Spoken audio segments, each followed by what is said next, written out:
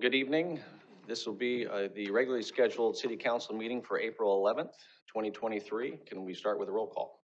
Council Agency Authority Member Stockton. Here. Ritchie. Silva. Here. Chapman. Here. Roberts. Here. Vice Mayor Wiley. Mayor Carley. Here. Please stand with me for a moment of silence.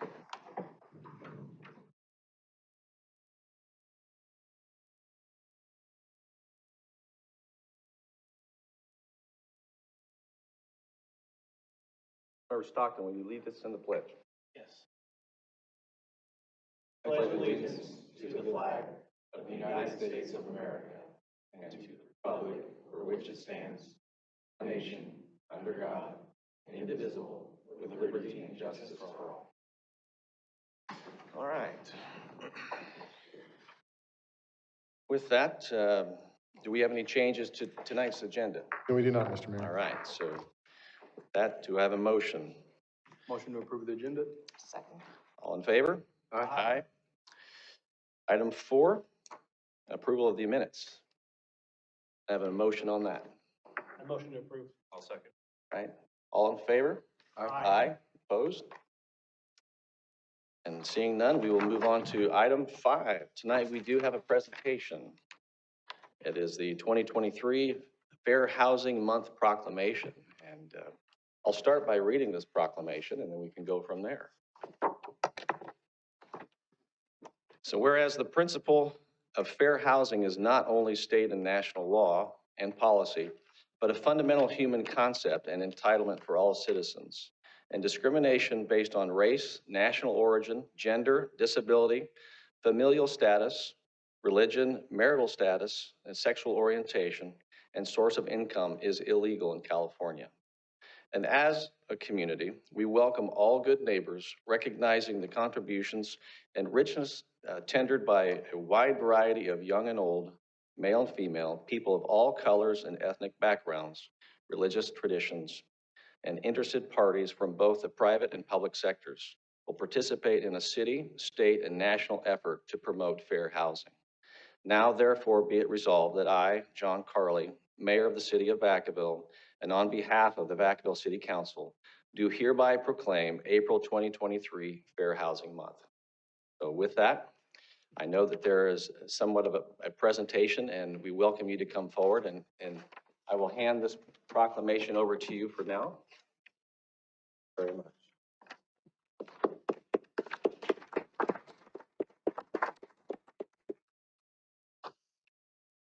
Carley and council members, each April nationwide, we commemorate the passage of the Fair Housing Act 55 years ago, April 11th, 1968. This year, the theme is Choices for All Voices, Building an Equitable Future. The Fair Housing Act prohibits discrimination in the housing transactions based on the race, color, national origin, religion, sex, including sexual orientation and gender identity, familial status, source of income, and disability. To celebrate the Fair Housing Month, Housing and Community Services Department has scheduled a fair housing workshop on April 18th in partnership with Legal Services of Northern California and HUD's Department of Fair Housing and Equal Opportunity. Workshop is for owners, property managers, and tenants. We also have a fair housing essay contest is underway. The community is encouraged to submit 100 words or less answering why is fair housing important to you and how would you support the Fair Housing Act. Entries for this essay are due on April 28th for a chance to receive a $25 gift card. Flyers are available at the council chambers doors this evening, or you can call the 707-449-5675 for more information. And then tonight, we'd like to recognize the City of Vacaville's commitment to fair housing for our community. Thank you. Thank you, and thank you for all the work that city staff is doing. I think this is a really good opportunity. I know it's not up on the screen, but there is a QR code, and people are getting very used to using them. I think it is important that we really do our best to reach a community and help answer the questions, because sometimes navigating the challenges of these services is not always easy. So thank you. With that, we will move on to our consent calendar. Does anyone on this council wish to pull an item from tonight's consent calendar? Is Jason Yeah, I'd like to pull 6D. D or D? D D. is in Delta. All right, 6D. Okay, and that is, all right. And anyone from the public wishing to pull an item from tonight's consent calendar? Seeing none in the audience, do I have a motion to approve the consent calendar A through E minus D? So A, B, C, and E. Okay, we have a motion and a second. All in favor, say aye. Aye. Aye. With that, we will then take up item D. Mr. City Manager. So this is a letter of opposition to what we call SB 423, and I've asked our Community Development Director, Aaron Morris, who prepared the report in the packet tonight, to give you an update on that particular item. Thank you, Mayor Carley, members and council. As outlined in the staff report, SB 35 has been on the books for a number of years now. It has a sunset date of 2028, I believe. And this new law, SB 423, would permanently make this law, the SB 35, permanent, and would essentially continue to constrain the city's local control over the development of certain housing types. It is important for the council to know that we have not yet received any SB 35 applications at the city of Vacaville. We don't have any pending. We haven't handled any, but this is another one of those laws, much like SB 330, that takes the authority of the city of Vacaville away and puts it in the state's hands. And so by adopting this motion, you would be authorizing the mayor to send a letter to the state opposing this new law. Thank you. Councilmember Roberts. Yeah, that's a question. I just wonder, can you give like a brief overview of what the SB 35 and the SB 423 are? Main thing is, yeah, I just want to get out to the public, so in case stuff does rise in the future, that show that we're actively opposing it, and so that they have a general idea of what these two things are and why we're proposing this letter. Yeah, SB 35 in particular, part of why I think it hasn't, we haven't had any projects in Vacaville is it currently requires that a pretty good chunk of the housing to be developed is deed restricted affordable, and it requires a prevailing wage for the construction of the units.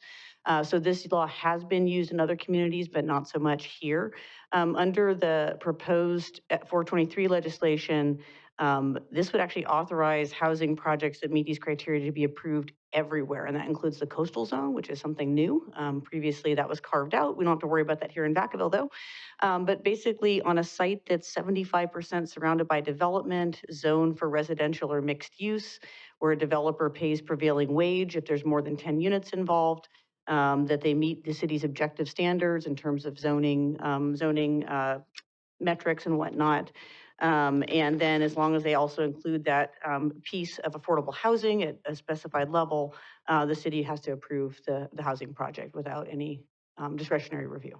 So that's the gist of it. And this SB 423 would extend it as a permanent law versus as it currently is, and it was articulated when it was approved as a response to a housing crisis.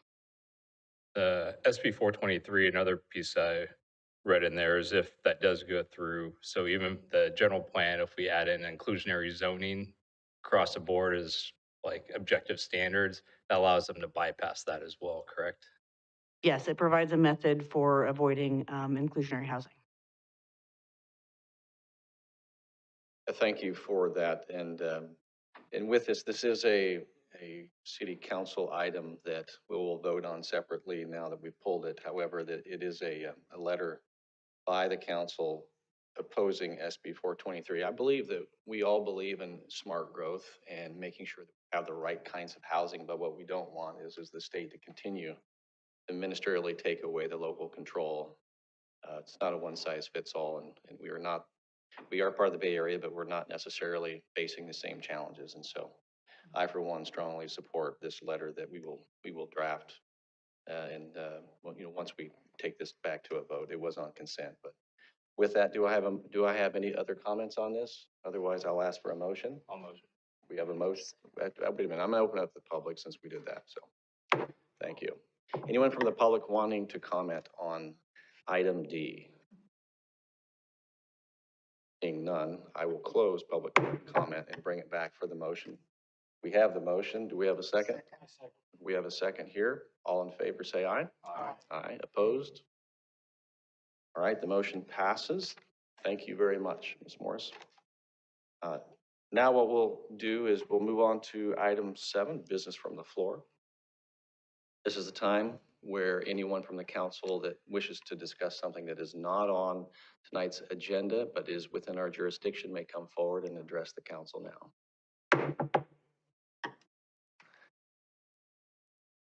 Seeing none, I will close business from the floor. I will move on to item 8. And we have no public hearings tonight. And so we are going to move on to item 9, business, 9A. It's the draft safety element, environmental justice goals, policies, and action study session.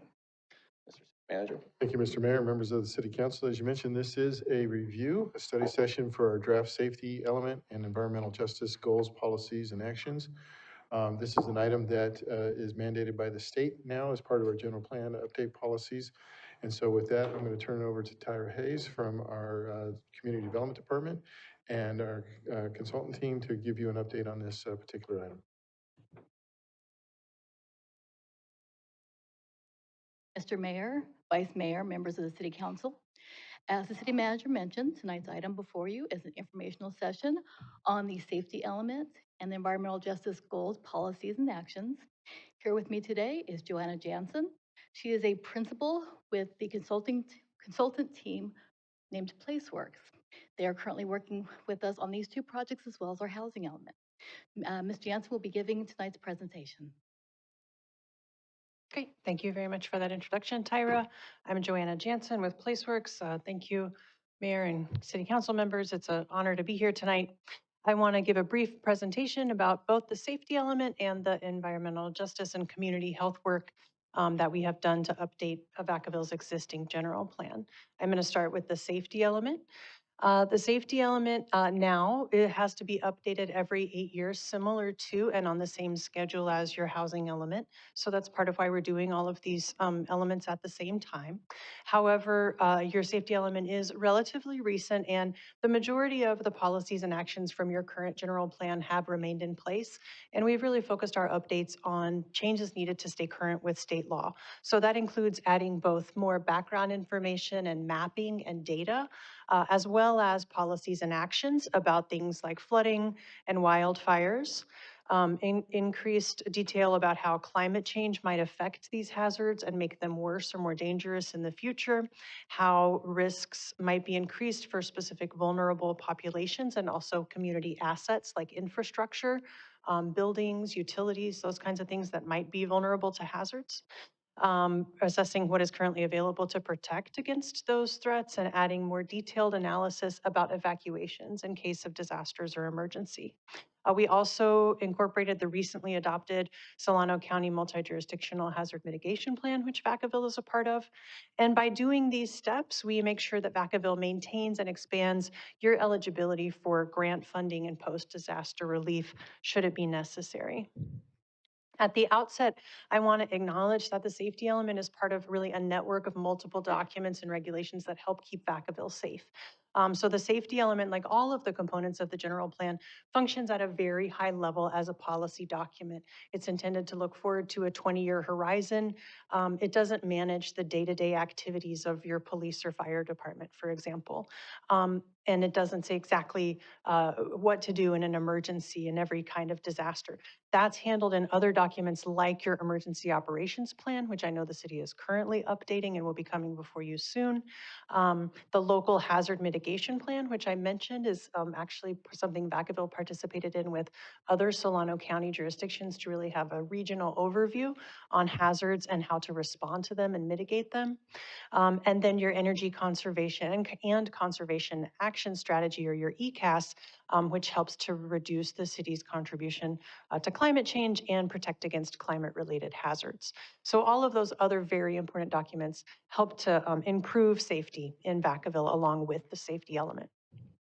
So I mentioned that one of the updates to the safety element was to add information about how climate change might exacerbate or worsen existing hazards in Vacaville. And so some of the things that we anticipate happening in Vacaville over the lifetime of your updated general plan include additional disruption to agricultural activities from pests, from drought, extreme heat, and flooding. I know there's not a lot of agriculture necessarily within the city limits, but certainly it's an important part of our local economy here, so we want to acknowledge that. And what we see is that folks in Vacaville who have the lowest resources, so folks who are living in poverty or dealing with homelessness, folks who are already experiencing the burdens of pollution, they are more vulnerable to some of the impacts of climate change that might include extreme heat. You can imagine, for example, someone living in a home without air conditioning, how they might have experience that impact differently than a home with air conditioning. So flooding, landslides, and wildfire are expected to both get potentially worse and also have greater impacts on persons with disabilities and senior citizens who might be less able to respond to those emergencies. And there is some key infrastructure in Vacaville, including power lines and roadways that is at risk of damage and destruction from flooding, wildfires, and other hazards that are addressed in the safety element. We did change several new policies and actions, so this slide is not meant to be a complete list, but just given what we know are some of the particular priorities for the community, we wanted to mention some examples of new policies in the safety element for wildfire and for emergency response. So requiring development of applications to be reviewed and approved by the fire department to ensure that everything's done to mitigate fire risk, and then to facilitate post-fire recovery through geotechnical engineering, stabilizing slopes, controlling erosion, et cetera. And then under the topic of emergency response, we have a goal with several policies and actions underneath it, including adding requirements for new developments that are in hazard areas for wildland fires and for the 100-year floodplain to have access to at least 2 emergency evacuation routes to make sure that folks don't get isolated or stuck in new developments in those hazard areas, and then to ensure that communication systems used by emergency responders and city staff have resiliency and redundancy so that we're not relying on single channels of communication during a hazard event or an emergency. I'm going to move on now and talk a little bit about the environmental justice element. This slide includes the definition of environmental justice under Senate Bill 1000, which is a state law that requires this topic to be addressed in general plans. And it talks about the fair treatment of people of all races, cultures, and incomes. And I think that's, when we talk about environmental justice, we focus on this concept of fairness and also the idea that everyone in Vacaville has the right to live in a community that is safe and healthy. And so interchangeably in Vacaville's general plan, we have used both the terms environmental justice, but also the term community health to really express what we're trying to capture and what we've heard from the community is important to Vacaville residents. State law asks us to do 2 things in looking at environmental justice. One is to identify whether or not there are any disadvantaged communities. That's the term used in SB 1000. A disadvantaged community is a place where we see both a significantly higher pollution burden than there are in other communities. So think of a neighborhood that might be right next to a factory or a landfill. That place is experiencing a higher pollution burden, or right next to the freeway, for example. And socioeconomic impacts like lower educational attainment, higher rates of poverty or unemployment, for example. So when we see both of those 2 conditions existing in an area or a neighborhood, that is what the law defines as a disadvantaged community. And when we have those kinds of communities, then we look at policies and actions to improve the conditions in those communities and to address health concerns in those communities by improving air quality, making sure that everyone has equitable access to public facilities, healthy food, safe and sanitary homes, opportunities for physical activity, recreation, exercise, and also opportunities for civic engagement and participation in city decision-making. And then adding policies and actions that the city will prioritize improvements in those neighborhoods to address the health needs of residents there. To support these planning efforts, the state of California has compiled one tool that is very helpful in identifying disadvantaged communities. It's called Cal EnviroScreen. We took a look at the data that's compiled for Vacaville, and that's shown here on this slide. This tool measures 21 different indicators of both different types of pollution or contamination and other population characteristics, such as educational attainment and unemployment and poverty rates, and then calculates scores both for each one of those individual indicators and a cumulative total score for every census tract in California. This map shows the census tracts in Vacaville and compares all of the census tracts in California to the rating. So everybody, gets a score out of 100, and the higher scores have more impacts. And so the higher scores represent places with a worse combination of conditions. The highest scores, as you can maybe tell from this legend, are represented in red and dark orange, and we don't see any of those here in Vacaville. So the good news is that on a statewide level, most of the census tracts in Vacaville are kind of cumulatively at a 50 to 60% or better. So you're doing better than about half of the census tracts, and in some cases, much better than that, where you see the darker green census tracts. But nevertheless, there are still some maybe smaller pockets or neighborhoods in Vacaville where there are some citywide issues that we want to take a closer look at.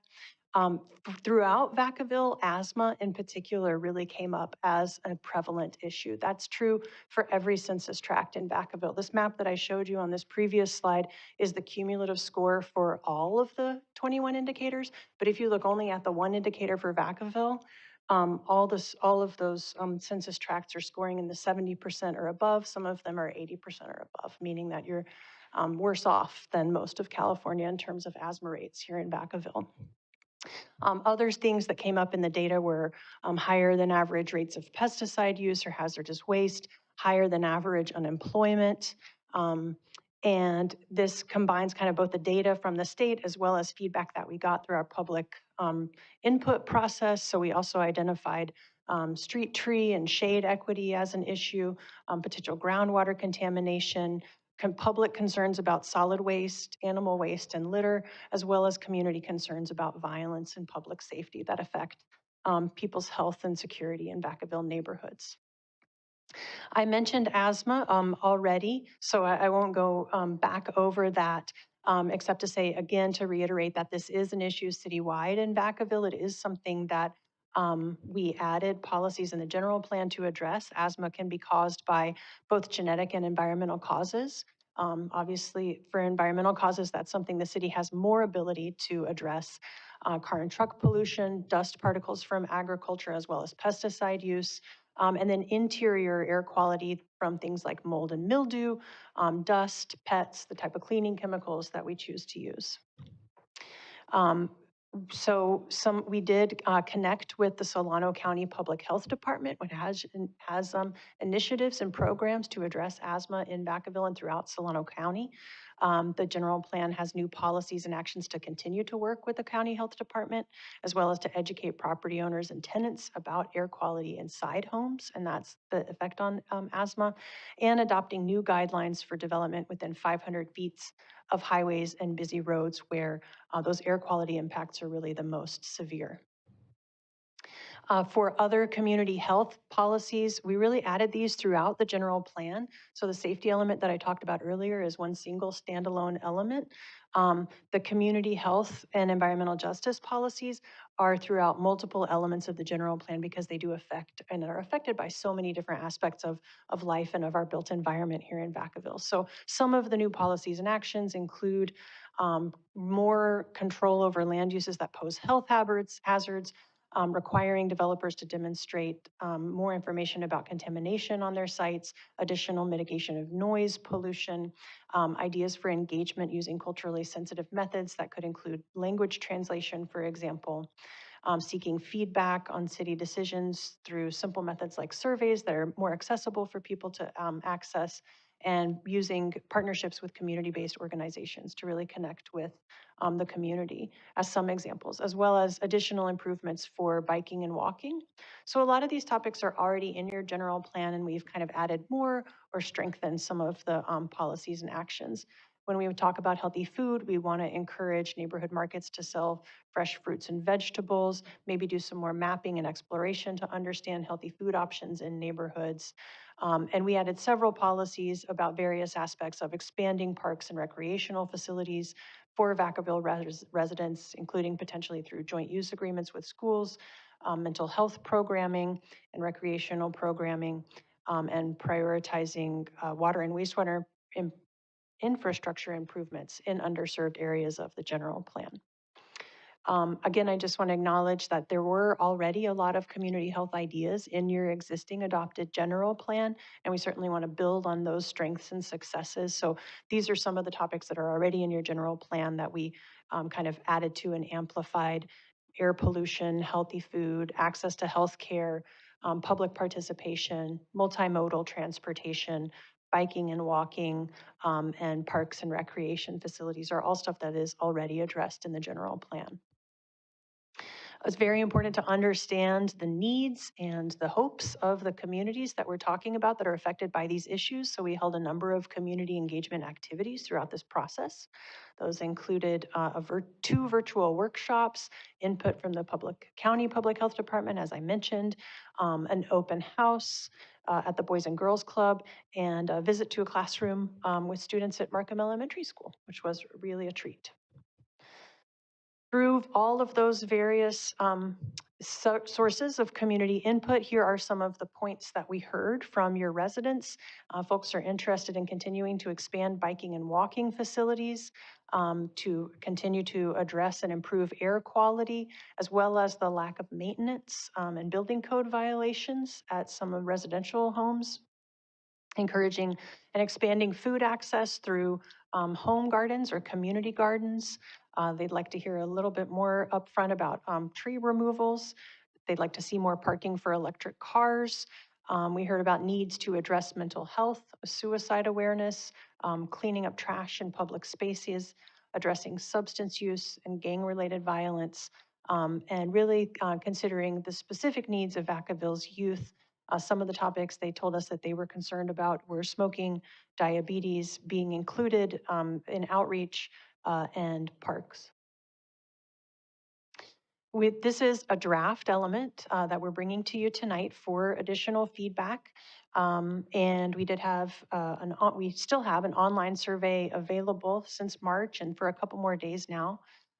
We are then going to be including all of the input that we've received into any final revisions to both the safety element and the environmental justice element, and bringing those back to first the Planning Commission and then to this council for ultimate adoption, tentatively planning on that early this summer.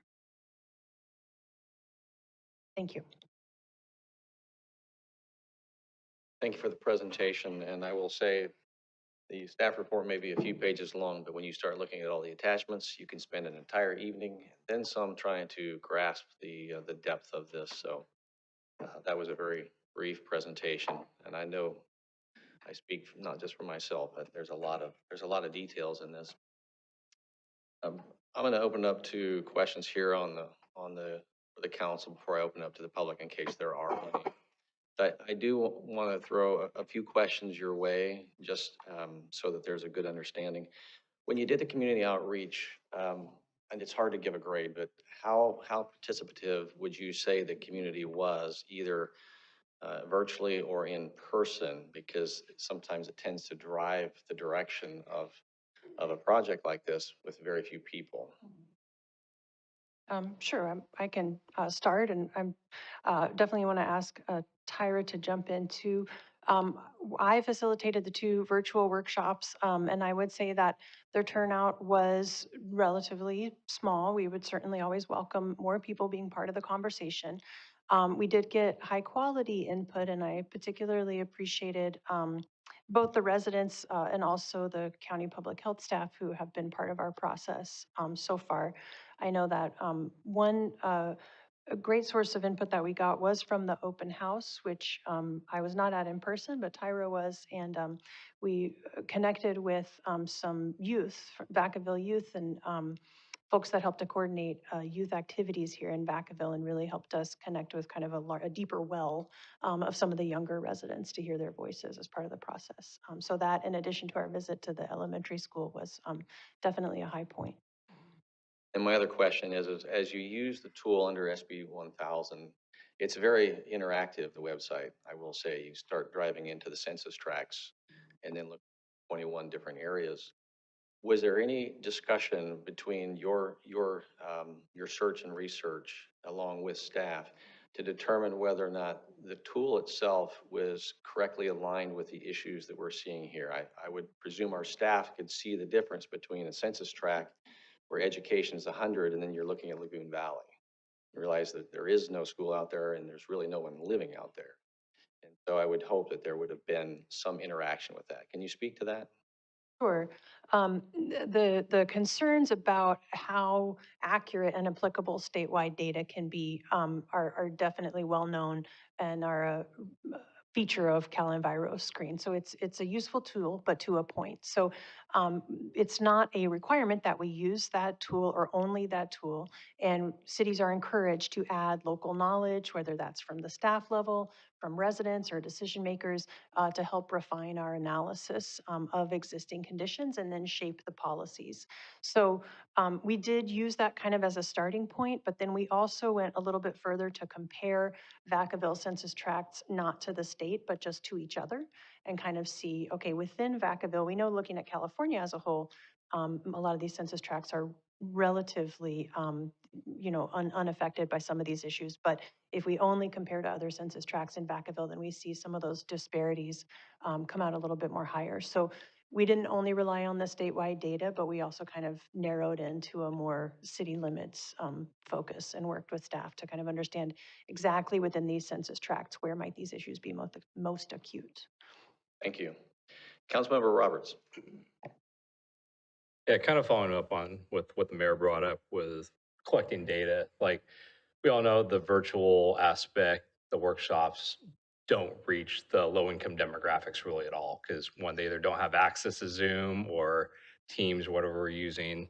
For the other workshops that were done in person outside the school, kind of like the issue I have with this fair housing workshop is it's held during business hours. So the people that you would get input from aren't available to go because you're asking them to give up their hourly wage job to go to one of these workshops. And being in the public health realm myself is, yeah, I think it's the data can be quite misleading by the way it's presented, because the two areas that show the biggest issues in Vacaville are the most affluent neighborhoods in the city. Like the whole Alamo side, houses over there are easily $1 million, like 500,000, $1 million, easy. And then the areas such as Markham, Callan Street, the likelihood of anybody even having input from that neighborhood is very likely. I'd be surprised if anybody contributed to that. And that's where you have like the lower income apartments where you would have the mold and like lower income housing. So when you look at that, is like, yeah, if you just look at that map alone, it's almost opposite of what it would be in real life if you went walk neighborhoods, which is why a lot of places are adopting what's called a Casper method, surveying 210 households where people go door to door and get census information on specific topics. And yeah, so I think that's one of the main issues with this. And then, yeah, community outreach is we really need to start getting away from virtual, because yeah, it doesn't get true input from this people that really need this, like social justice is or environmental justice. It's not targeting the people that you're actually trying to help. Yeah, so those are my comments on that. Thank you. Did you want to comment on that? Or sorry. I much appreciated. I think that's totally valid. I will say that while we did hold one of the in-person outreach event that we did hold was in one of the affected neighborhoods at the Boys and Girls Club in the evening, late afternoon and evening, early evening hours. However, I totally agree with your comments that for a lot of these families that are most affected by these issues, they're working multiple jobs, they don't have childcare, they may not have transportation. It is a very challenging population to reach and to really listen to. And part of the reason why why this work is deemed necessary is because there's not necessarily a history of a lot of trust or a lot of communication with various levels of government and with these folks who are most affected by these issues. So I absolutely acknowledge those challenges. And that's part of why we added some of the policies and actions to the general plan to support culturally sensitive outreach, bearing in mind what hours are most accessible to people or what locations might be more comfortable for people, what languages might be most effective at reaching different populations in Vacaville. And then finally, just to note that a lot of the policies and actions that we've added don't necessarily rely on or focus on a particular neighborhood or a particular housing project, but they're really community-wide. So ideas about informing landlords about, indoor air quality, for example, would really apply throughout Vacaville. So we hope to reach some of those homes that need it most, but it's kind of intended to be applicable as broadly as possible. I'd like to just dovetail on what Joanna just shared. When we held our meeting on March 8th at the Boys and Girls Club, in addition to our traditional ways of advertising neighborhood meetings, we also sent out approximately 1,200 notices in both English and in Spanish to the area around the Boys and Girls Club, focusing on those areas that may have additional low-income households. Thank you. Councilmember Stockton. Thank you. Thank you for the presentation. Thank you for the questions that were asked earlier by my colleagues.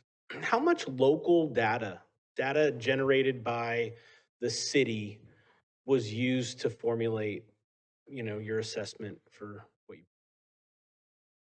I would say that we relied primarily on the state level data as sources that have been, collected and vetted at the state level.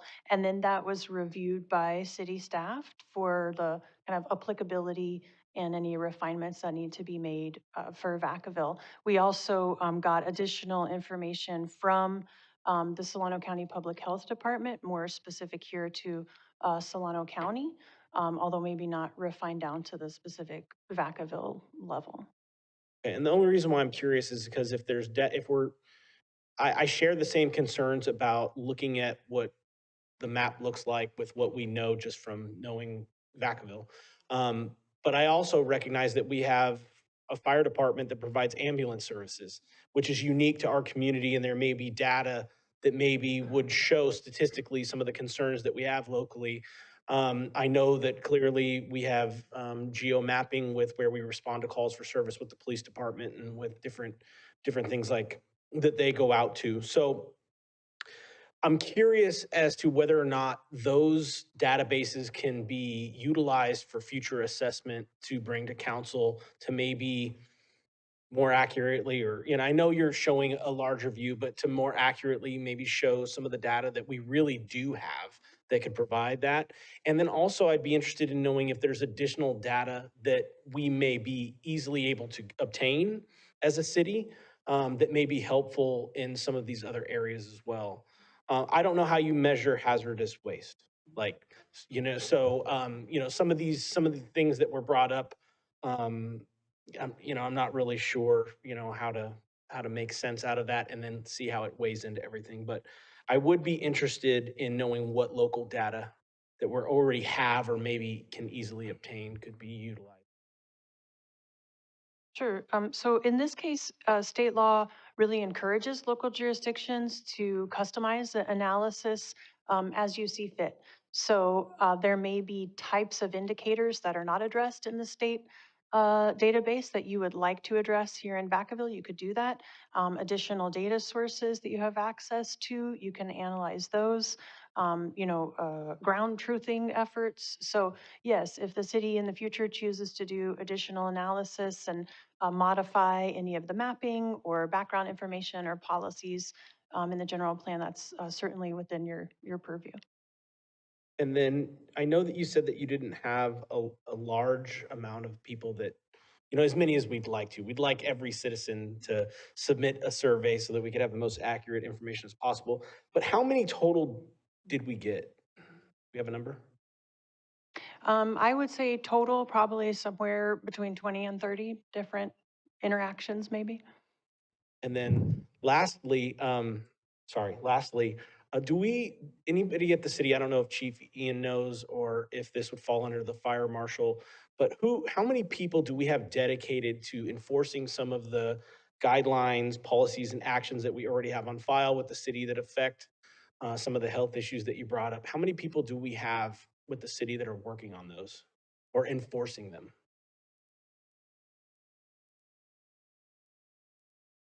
So all the policies that are located in the general plan, they start off being reviewed and discussed with the appropriate, whether it be department or the city council at times, to determine how best to enforce those policies and actions.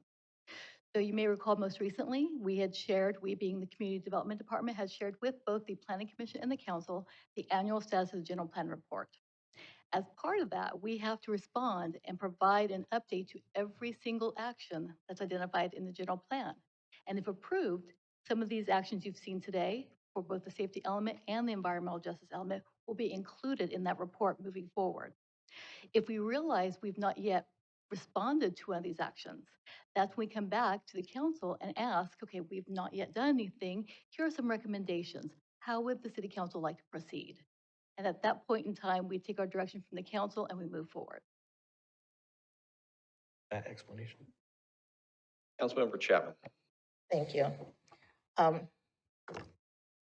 Give the questions that have already been asked, I'm dovetailing right on the end of it because it was, I want to know about the participation with the survey.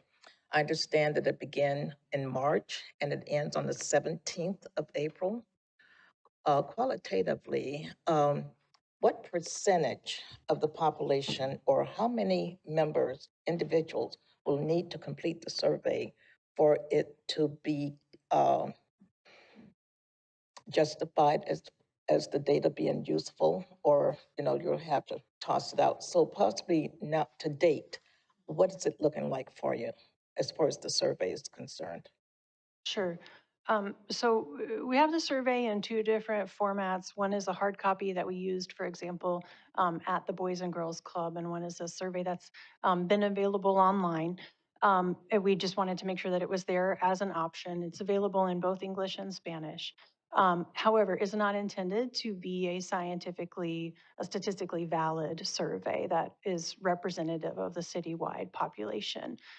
So we're not intending for it to be representative, for example, of the entire city or of likely voters. I'm sure you're familiar with those kind of surveys and the methodology for identifying participants and finding a random sample of several hundred local residents.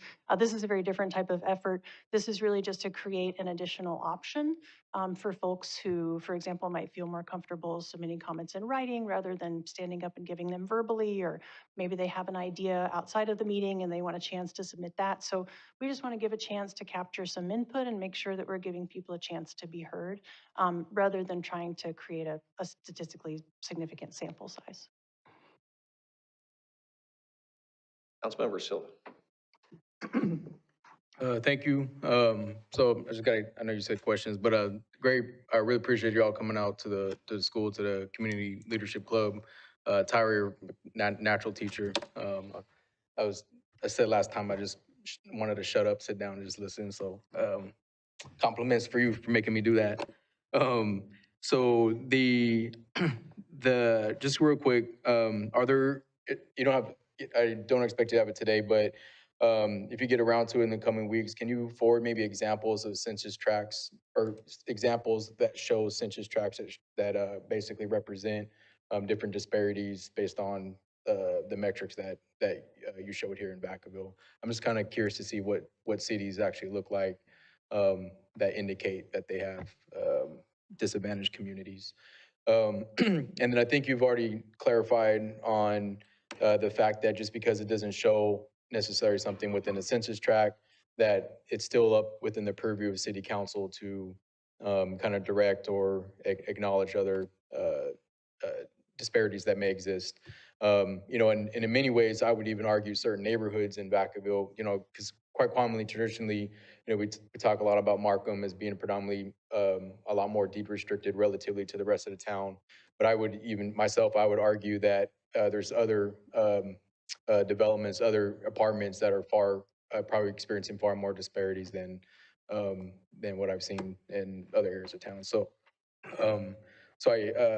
but I think you've explained that that within the plan allows flexibility to address those issues as well. So, the question I do have, I know we talk a lot about the level of engagement. I think part of, just speaking for myself, I think part of that is making sure we're not just trying to do a checkbox approach, that we're actually out there engaging folks. I know there's a slew of different reasons that we give or that we provide folks, or try to help explain why we see low engagement. One area that I think is common, aside from cultural norms or different apprehension that people may have speaking up or attending or work. All of those are very valid, real experiences. But I think part of it is it worth my time? If I provide this feedback, am I actually going to hear anything back, or do people actually care? And so I think one challenge for any third party consulting group, anybody on staff, is how do we set up some type of feedback mechanism when somebody submits their input that we at least acknowledge, not that we just generically received it, but what did that result in?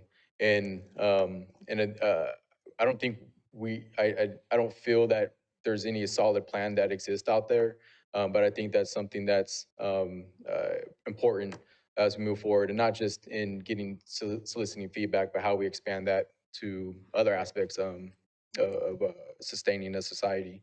So, real quick question that I have, and then I'll shut up because I want to get everybody out of here by like 7:10. Themes that came back from community input. What do you do with that input? So can you elaborate just a little bit more on that? So more specifically, do you verify that input with any type of data? Or does the city staff and say, oh, you know what, I can't verify that with data because we just don't collect it? And is that something that we want to collect data to look at moving forward? So. Yeah, I think it's both. If we look at these themes, for example, to take maybe a more straightforward one, expanding bicycle and walking facilities to promote physical activity, that's a concept that's already in your general plan. And so I think we can feel pretty comfortable taking a look at those policies and actions and thinking, is there a little bit more that we could do? Could we strengthen one of these policies? Could we add a couple of new actions?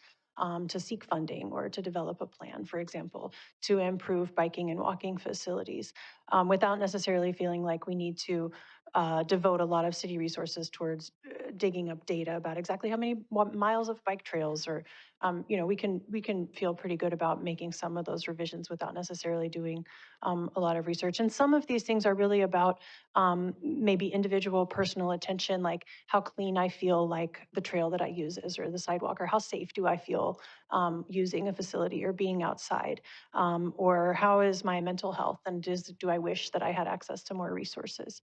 And so some of these things we can weave into the general plan, exactly to your point, to make people see where their input is going in the plan, and how it's being used. So sometimes we might feel ready to go ahead and draft a policy based on the input that we've received. Sometimes we do a little bit more research. One of the things we looked at was other communities where they said they'd like to see healthier food. What have they done that actually worked? Did it work? Anyway, I won't go into that. But so we did research about other communities as well as finding data. And then we might put in an action to study an item more if we feel like we don't have enough data today to make this decision, but we'd like to do more on it in the future. And I'm sorry, and a very quick last point. I think it's something that's come up the last couple of years that I've been on the council, but as an elected representative of what are now districts in Vacaville, most of California, that I think in many ways, as much as we always want to see more input from the community at large, the feedback that I get from folks is, Mike, that's why I voted for you. Or Mike, I didn't vote for you, but that's what I expect you to do. So in many ways, I think that's also part of the data input that we ultimately decide on. So thank you. Councilmember Roberts. Yeah, sorry. One more quick question I forgot to ask earlier. When it comes to, I know you mentioned like the wildfires, floods, all that type of stuff, but one that's becoming more and more of an issue lately is PSPS events from PG&E or SMUD or whoever's doing it. Did you guys happen to pull data from PG&E's from the Empower list for the Medicare, Medicaid folks that if the power was shut off could create medical emergencies? Because I know every year when they shut it off, you hear somebody dying because their equipment got shut off. Did you look in that? Because I know that can create a strain on the fire department with them being our EMS. And I think, yeah, with Vacaville, with their population of people that are over 55 in certain areas of the city, that can create a safety hazard within itself, even though it's not directly a disaster. Sure. So as I mentioned, in terms of the safety element, we primarily focused on making sure that we're updating the element to respond to state law. So we kept our focus pretty sharply on those topics that I mentioned: wildfire, flooding, additional data, evacuation, et cetera. PSPS is, I think you just gave some great reasons why they have a direct impact on public safety and public health. It's not something that we've addressed so far in the data source that you mentioned, but certainly that's part of what we're here to do tonight, is to hear your feedback and suggestions for how we can continue to strengthen the element. So if that's part of your direction, we're definitely happy to hear that. County side of things, yeah, it's a requirement that I have to pull that report like almost every month to see what's changed and put together, include that in our EOP. Yeah, because it's becoming more and more of an issue. It's fairly regular every year now that they Right. shut off power, either high wind or fires or Yeah, something. and you're making a great point there too, which is that there is somewhat of a judgment call sometimes for every jurisdiction about what topics we address at what level of detail in the EOP, in the multi-hazard jurisdiction plan, and in the safety element. And the safety element, again, is pretty high level and it's very long-term. So we may not go into a lot of granular detail about the specific data on, but we can certainly acknowledge that issue in the element. Okay, thank you. Open up to the public for comment on this item. Wishing to speak on this, come forward.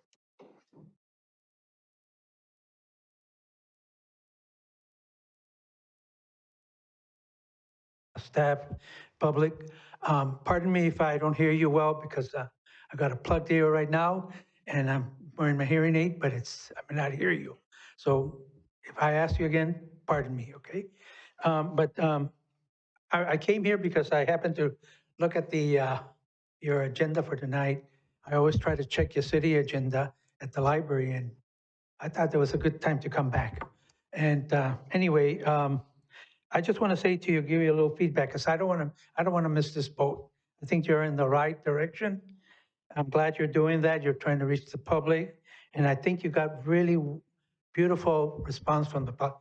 So I think all of you, regardless who you are in the city, you should follow that.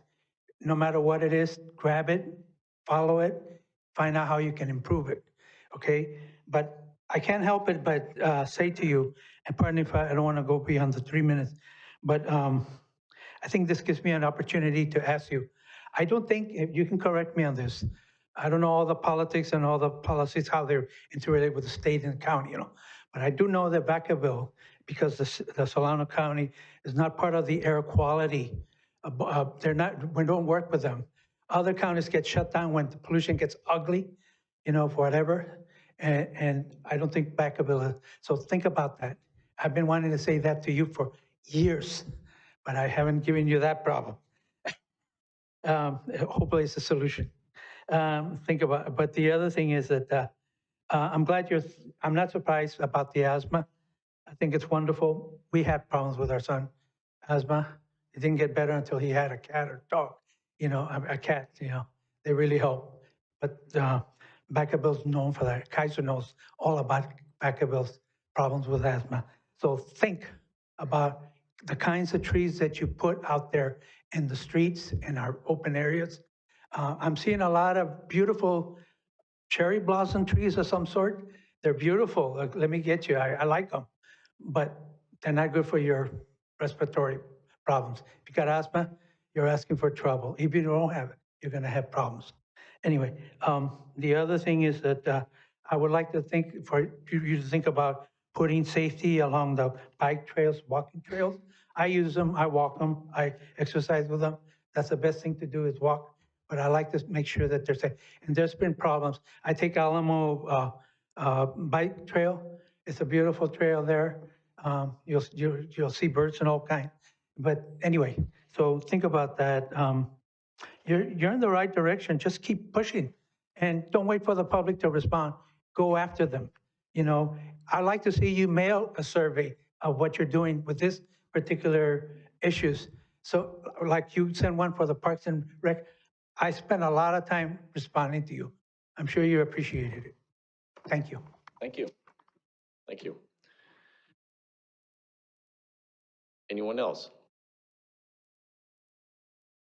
It's an important topic, but sometimes the challenge is not everybody wants to weigh in. So with that, I'm going to close public comment and bring it back to the council for any further discussion or comments.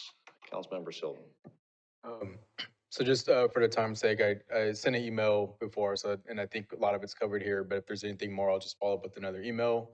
And to the public comment, it never came to city council, but the Solano Yolo air quality, they actually put an air monitor in the school bus yard on Brown Street. So data's being collected now, and actually the kids are supposed to analyze it, so kind of cool. Project for the kids. Councilmember Chapman. Thank you.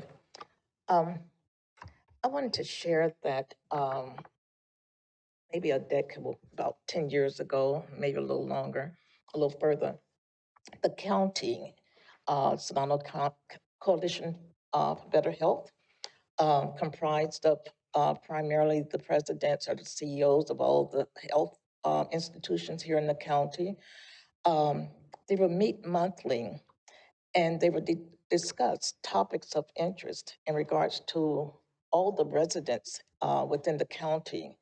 When the reports would come in from the state, we would review, assess them, and look at where the greatest disparities were occurring in the county. The year that I was on the board, Vallejo, there were a couple of pockets in Vallejo, and there was one here in Vacaville that were explored by the group. The highest disparities during the time were among African Americans, among the Blacks, and it was their health, primarily diabetes, cardiac heart conditions, and asthma. And so there was a committee that was created for the purpose of taking the information and coming up with ways to begin to address the disparities among the identified group. It proved to be quite successful. The committee that was formed, they had someone from each city to be on and we had health professionals from many of the institutions that was there. So there was when I say meat, there was the opportunity for this information to go up and we were able to get results. So I just want to put that out there as you gather this data. And when we look at some of the things, just like right now among our youth, suicide is off the hook. That is the highest cause of youth deaths today is suicides among our teens. That is awful. That is terrible. So that means we may have, not we may, but as we pursue this, we need to bring the schools and the youth to the table. And we've been talking about the youth roundtable, bringing it back. And so anyway, I just wanted to put that out there. This has been looked at before on a county-wide basis. So information is out there, yeah, on how to address some of this.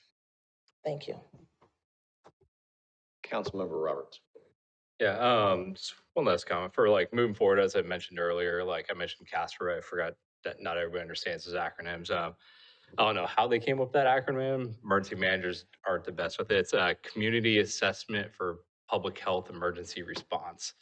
What they did is they adapted a methodology used for epidemiology to collect information, whether it's water quality, air quality. I think Santa Clara used it for mosquito abatement, for tracking mosquito populations. And so it's just a methodology used, and it's proven to be like fairly statistically accurate to represent a whole community with not having to sample a large amount.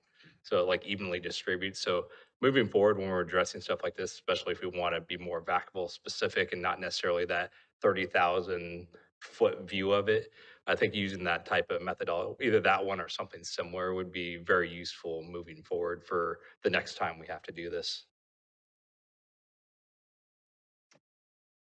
And I have a few comments as well.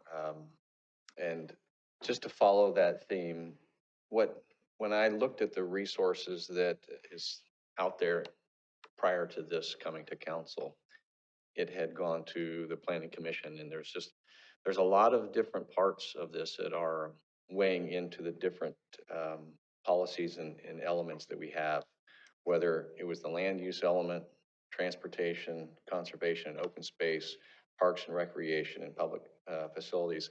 So we have a lot of these elements that really do speak into what our policies are going to be, which I think are very robust. Most of the public would have, whether they have the interest or not, if they have not taken the time to educate themselves, they may really not understand how much goes into long-term policy development. And a couple of thoughts on that that I wanted to comment on is it is clear that there has been some additional, evaluation other than the state's website and simply saying this is the metric. Because as I look at the metric, we're not San Francisco, and we're not in the middle of complete rural agriculture. We have impacts. Transportation shows the roadway, and we can all say, well, we know why. And so the not being a hope, but the goal would be that in these processes, that what we do is then we analyze these things. Why is it at the 98th percentile, I believe it is, out in Lagoon Valley on transportations? Because the metric. And so that we should be able to take these and actually identify what does that policy look like, but what can we do with those themes, and do they already exist? Because the real benefit is we're trying to comply with SB 1000 and all the other bills that come from Sacramento to impact and weigh in on what we're trying to do here locally. And then what we do is we look at it through the local lens and ask ourselves, is there value to it? And we should never discount the fact that there's value in some of what they're trying to get to, but we need to answer it locally. And so one of the takeaways as I see it, and you shared earlier, is um, it's almost like you're going to the doctor. What was the test? And it was, do we have any, as they refer to them, DACs or DACs, disadvantaged communities? And it's as if we got a clean bill of health, but the truth is we didn't. Because we operate in neighborhoods, we operate in regions and districts, and the uniqueness between the micro versus the macro region and where we're trying to grow has to weigh in on what this is going to look like. And so if you could quickly go back to slide 12, I just wanted to make an observation. So while we don't have any disadvantaged communities that are by state definition, we know that there's work to do that can weigh into our policies as we move forward. And so the input is, I'm sorry, I'm gonna have to look up here because my froze up. When it says things like prohibit or control land uses that pose health hazards, especially when we look at all 19 tracts are high in asthma, but so is the entire region. And so I want to be careful that when we do weigh in on our general plan and promote policies, that what we don't do is just create unintended consequences that harm what we're trying to do here. So the goals sometimes are great, but if they don't consider the unintended consequence. One of those, I believe, as I saw this, and it may have been on another slide, but I wrote it down, it was one policy could be to adopt new guidelines for those conditions 500 feet from any highway or busy roadway. Well, we pretty much, if we start adopting policies that can completely affect maybe along our highways or where we're having growth, we need to make sure that they're not blanket policies, but they have to be potentially instructional policies to mitigate some of the challenges, knowing that we may not have full control. Because what comes in from allergies and asthma is not necessarily directly related to the specific location where we're at. It just happens to be we're in the pathway of the Bay Area.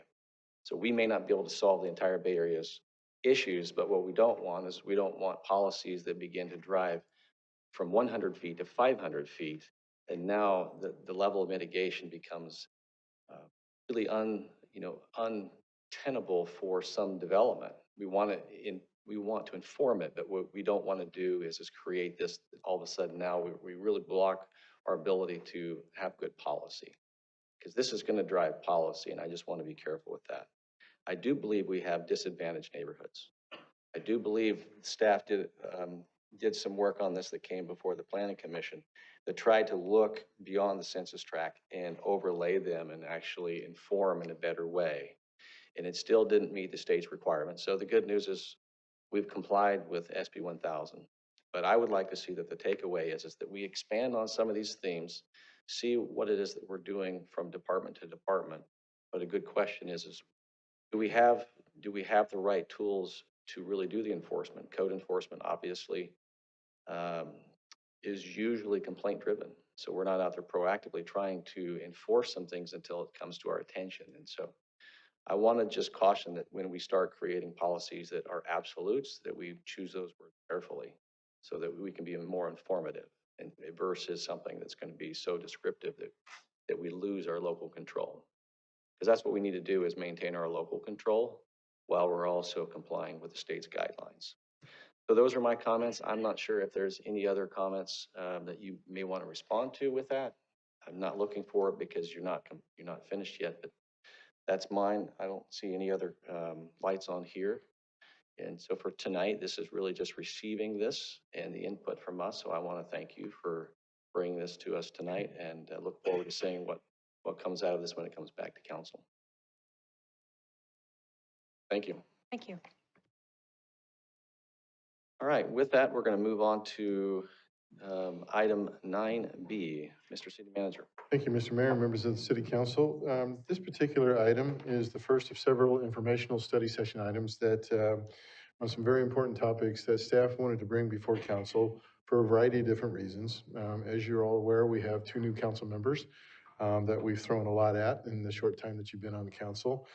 We also had a very robust state of the city update here recently that showed that we're in the middle of doing some very exciting things in this community.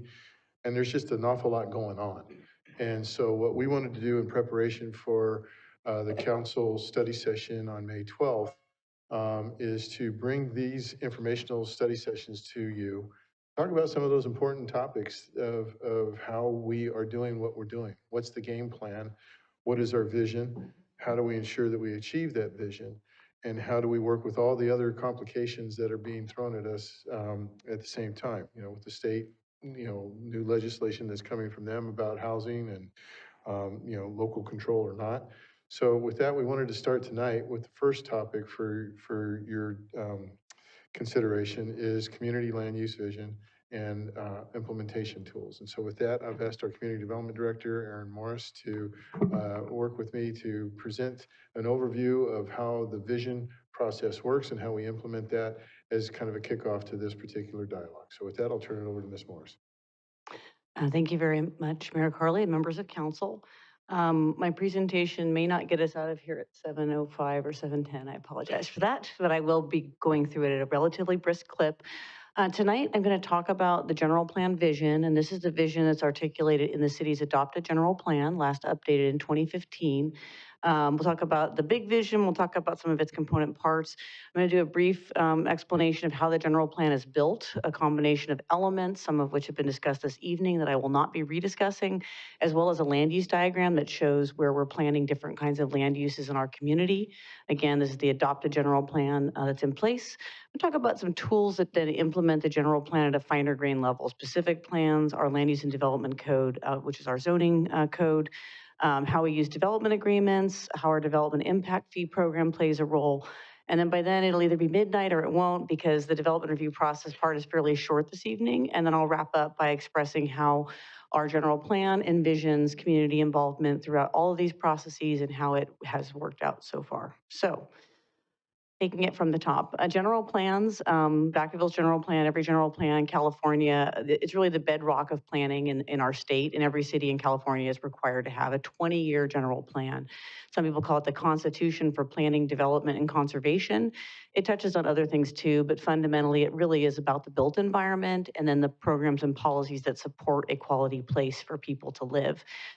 It is the fundamental basis for all local land use decisions. And of course, we all know that the state jumps in there and offers a few wrinkles sometimes, but it articulates the city's preferred local land use pattern and policies. It identifies, and actually through the update process, which happens every 20 years, it wrestles with important community issues and then ultimately articulates that vision and those policies. And it identifies the things that generally staff and the council and others are going to do to implement the vision that it expresses. So I'm actually just going to keep going here. So at a very broad level, this is the verbiage from our general plan, and we're not doing a study session in all the text, but through the year 2035, this is our big vision, the city of Vacaville will continue to preserve and enhance the qualities that make it a great community in which to live, work, and play. Drawing on its many strengths, the city will grow in a manner that provides a high quality of life for all current and future residents and employees. It's sort of hard to disagree with that vision because it's pretty general. As far as the council's heading into your strategic planning and you're thinking about this general plan and how it fits in with things you want to do, there really are 10 topical areas the general plan includes right up in the introduction that are the focus of all of the goals and policies and actions that follow. So preserving Vacaville's small town feel by being a family city, promoting a balance of high quality housing and commercial development. And we've all been talking about that a lot lately with some of our high profile projects, supporting existing businesses while also attracting new businesses. Fostering community-oriented neighborhoods that are diverse, attractive, safe, walkable, and affordable. Maintaining Vacaville's unique character by preserving historic and cultural resources. And then rounding our way through the remaining 5, meeting the transportation challenges of the future, protecting natural and scenic features, ensuring that our new development adheres to basic principles of high quality design, continuing to strengthen downtown culture and identity, and finally, to preserve ag lands and create new park and open space lands. So again, these are specific, they're still pretty general, but this is the city of Vacaville's adopted vision. And as you're going into your strategic planning, we hope you're thinking about how these things fit with your priorities for the city and what things you'd like your staff to focus on as we roll forward into the years ahead. So our general plan, like every general plan in California, has to have certain elements that discuss topics in a greater level of detail. And again, I won't be reading the whole general plan tonight. There are literally hundreds of goals, policies, and actions. So again, I'll be kind and try to keep it simple. Land use is fundamental. I'll spend a little bit of time on the land use diagram. Circulation, transportation planning, I mean, that comes up all the time, and the city has an element that speaks to our goals, policies, and actions. We have a conservation and open space element that addresses all those things, as well as energy, a noise element, and then of course the safety element that we just discussed at length. I'm going to skip that slide. The general plan land use element, frankly, it's my favorite element, kind of a planner, and that's how planners think. We're always thinking about the built environment and what's happening in the built environment and what it is that people prefer, or what makes it a nice place for people to live.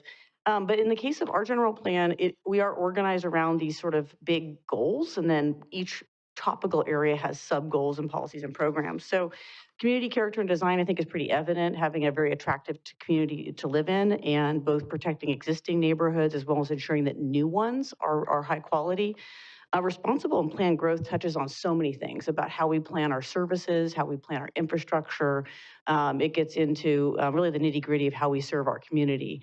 Infrastructure and services for new development is an area, residential neighborhoods, both existing and new, industrial research and development uses. This has been coming up a lot in the city. How much are we looking for? What does it do to benefit our community? Again, we have goals, policies, and actions that address that. Areas of special consideration is a really broad category, but we have policies for our downtown, for our Allison Plan Development Area, our Northeast Growth Area, the Urban Reserve, like all these things are touched on in the general plan, which sets this policy framework. And I'd be negligent if I didn't mention we have specific policies about our airport areas, including the importance of Travis and ensuring that as we plan our community and build things, that we're never in conflict with either the Nut Tree or the Travis plans. So in land use planning worlds, this diagram is magical. And as lay people, and they look at it like it's a lot of colors on a map. So I'm just going to say, I know there's a lot of colors on a map, but every single property in Vacaville has a general plan land use designation. And I'm going to zoom in a little bit because I think it's kind of hard to see. This is literally what, as staff and also developers who are going to build here, this is what we roll from. There's a color for every property. The color articulates what the city wants to have happen on that property over 20 years. And in the case of residential, there's different densities articulated by different colors on the map.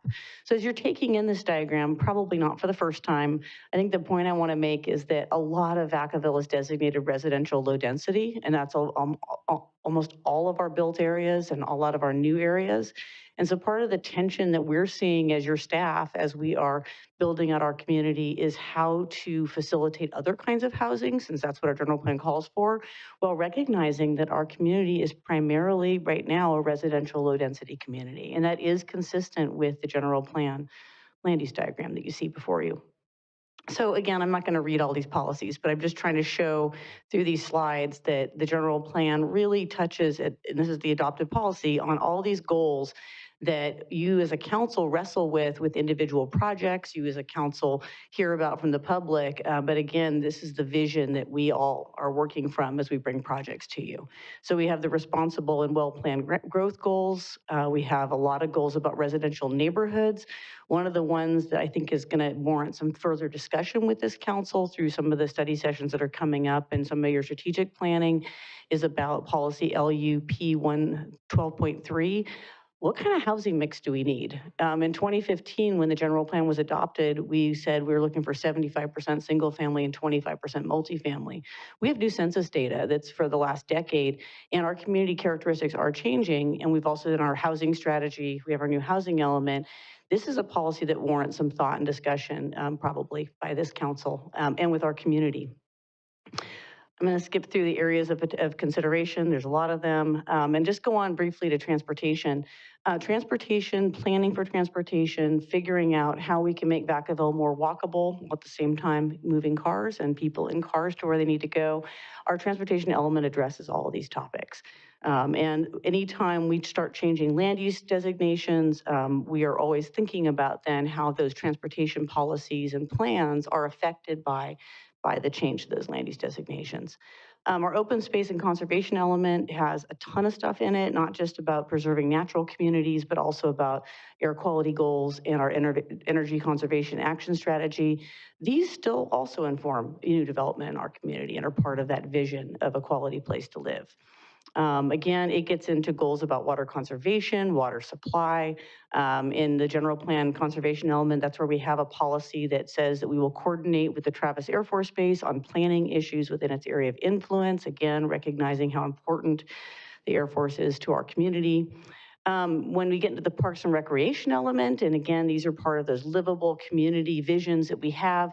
This is where our city articulates what is a neighborhood park and what's a community park and where are they supposed to go and what are they.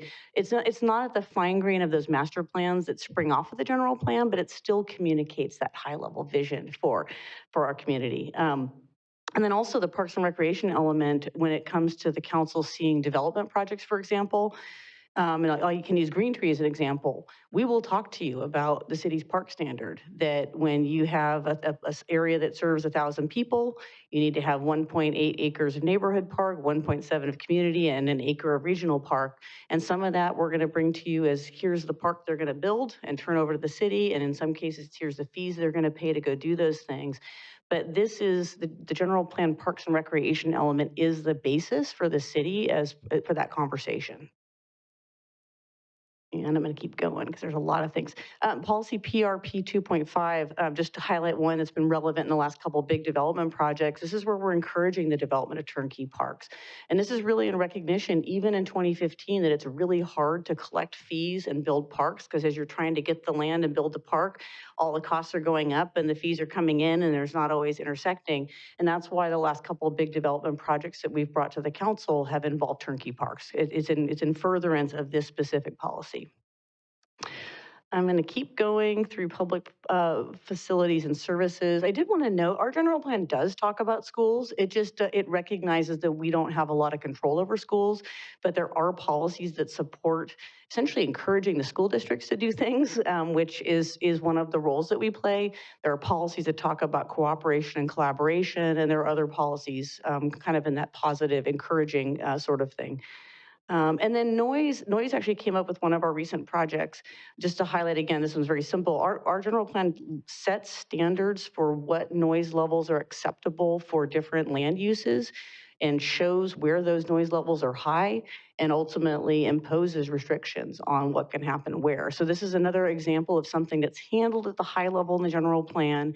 And as the council sees projects, we start to talk about real specific things like closed windows and forced air ventilation, or having open space or not having open space. But again, we start off with what our general plan says about community acceptable noise levels for different kinds of uses. Okay, so at this point of the presentation, I'm just going to pivot a little bit to some of those other implementation tools that I mentioned. So the general plan is the high level adopted vision. We have specific plans, and in one, we still have one policy plan that get at a finer grain. We have development agreements that are literally a contract between a developer and the city for specific development projects, and those of course all go to council for approval. And change. Subdivisions and just general development review permitting is a big part of implementing the general plan. And these are these housing projects or commercial projects that will come your way. And then of course we have our zoning ordinance, which is our land use and development code that provides all those specific fine grained regulations. So this map, because I would like to not show just pictures tonight, text tonight, this map just shows you where our existing policy plan and specific plans are. And what the takeaway is that the city has really successfully used both policy plans and specific plans as a planning tool to implement community design concepts. And so these are the ones that are currently in effect, including Lower Lagoon Valley, downtown specific plan, all the development east of Leisure Town that's currently approved, and then of course the south area. Specific plans are essentially they are the general plan for that area, but they get much finer grained than these big policies. They get down to literally like, where is your entry feature going to be, and what are these buildings going to look like? And they provide vignettes to just really paint a more detailed picture. And so we use those really successfully in this community, both with the downtown specific plan for a more precise vision as well as implementation strategies.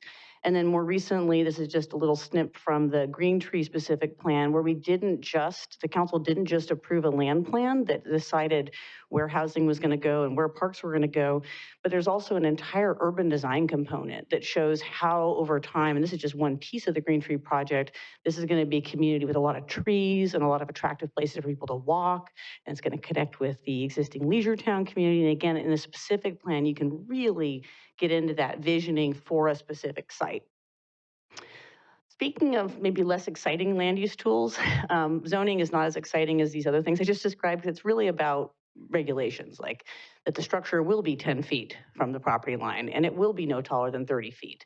And it's probably not as boring as that, but it is pretty much cut and dried standards that implement the general plan.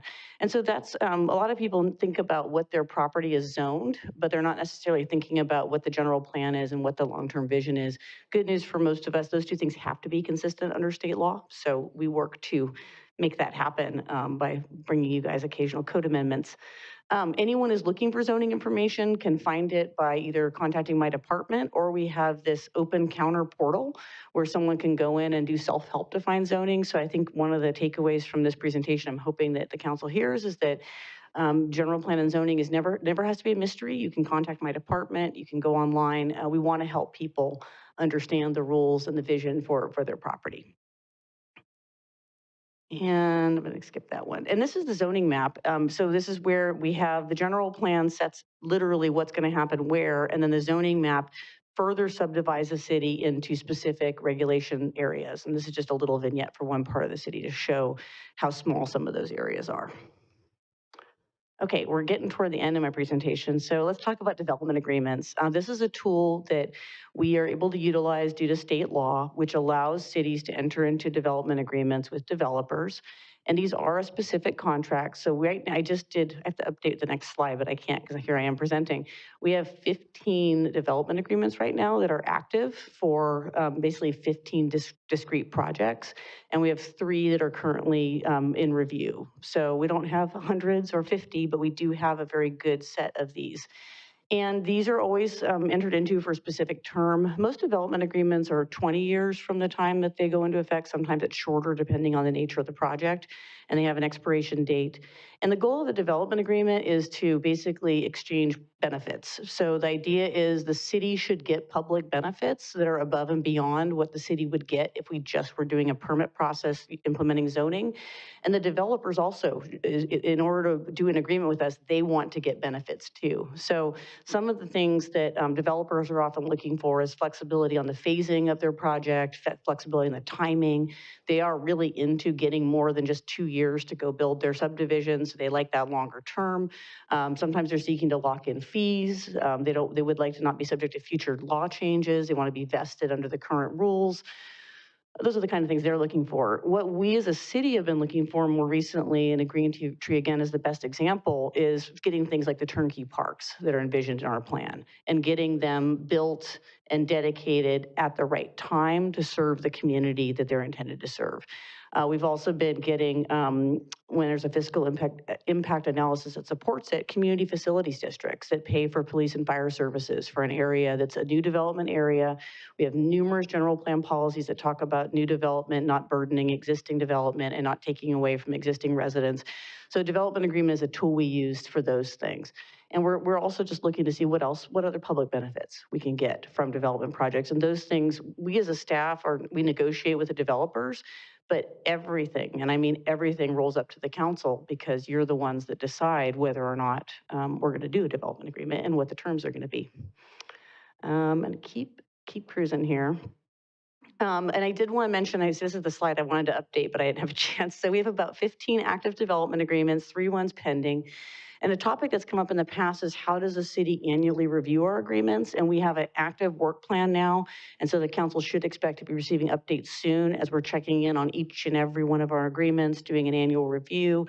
And we have at least one that's going to be coming in for an extension. And that's the kind of thing that will directly come to council for your consideration when the time is right.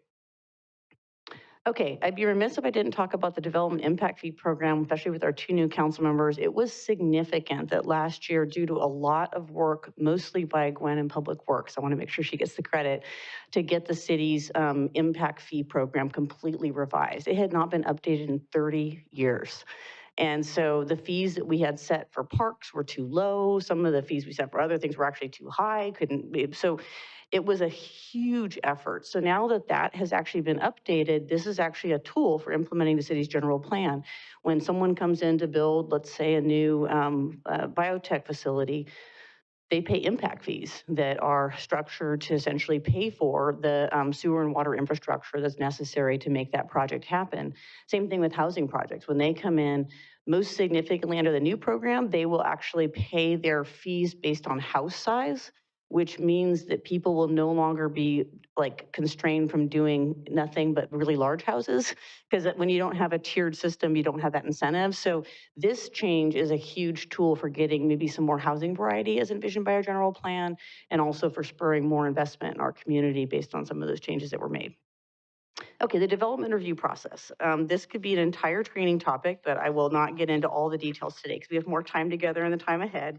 What I want to say is that this diagram simplifies a highly technical and almost like sport process in a really simple way. But what it's trying to show you is that anything that's happening with land development at the top is informed by the general plan, which is implemented through zoning.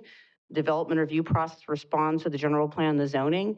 Everything rolls up to the decision maker, and for big projects, that's the council, and the council is actually in charge of the general plan. So I just think if you think about land development, it is all informed by the general plan and the zoning regulations that are part of that.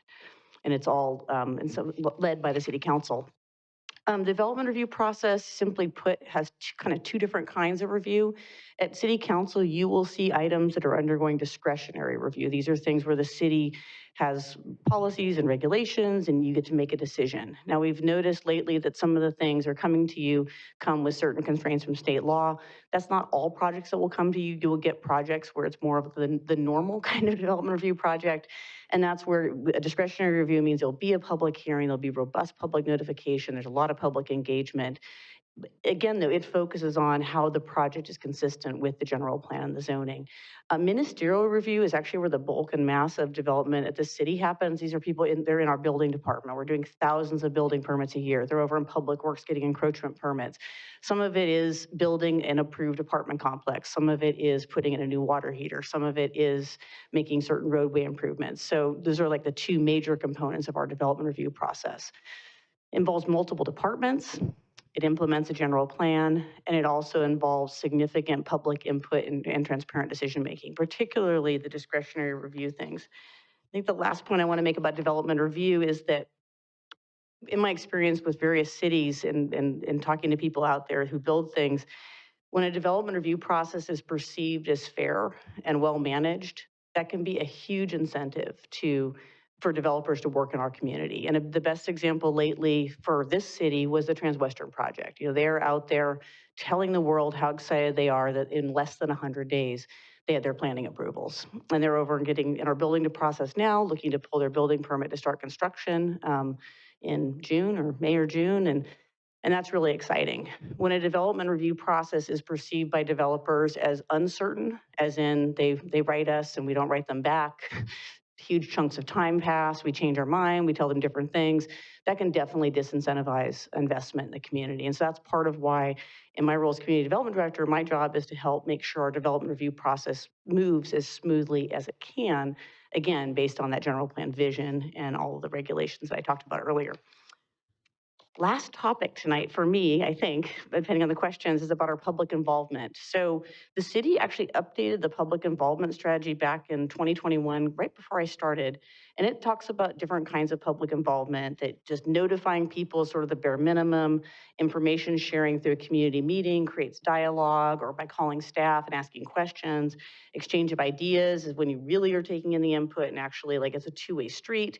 And then formal public input, the person that writes the letter to council and you get to read it, or they come talk at council. So it was recognized, you know, in the 20s that we wanted to improve our public involvement.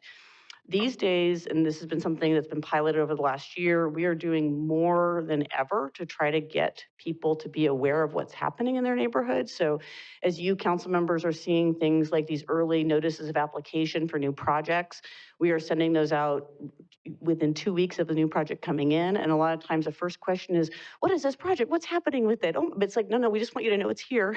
We've got time. And so we're doing that because that's a way of helping people get more involved in our community because they know what's going on.